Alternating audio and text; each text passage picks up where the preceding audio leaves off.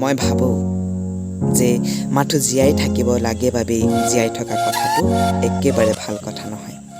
নমস্কাৰ, মই প্ৰাঞ্জল ফুকনে প্ৰাঞ্জল মটিভেটৰ ইউটিউব চেনেললৈ পুনৰ এবাৰ সকলোকে স্বাগত জনাইছোঁ।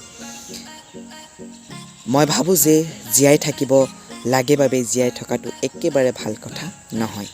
পখিলাটোৱে ক'লে, পখিলাই গুণগুণকৈ আৰু ক'লে, জীয়াই থাকিবৰ বাবে লাগে অলপ জিলমিল ৰ'দৰ পোহৰ, অলপ স্বাধীনতা আৰু লাগে মৰম লগা ধুনীয়া এপাহি ফুল। নিশ্চয় বুজি পালে?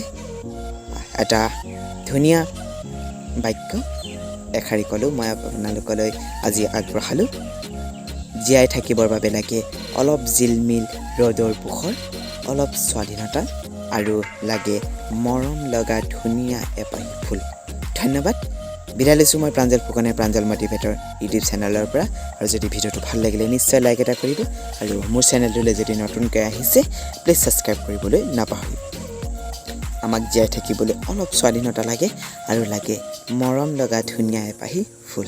ধন্যবাদ।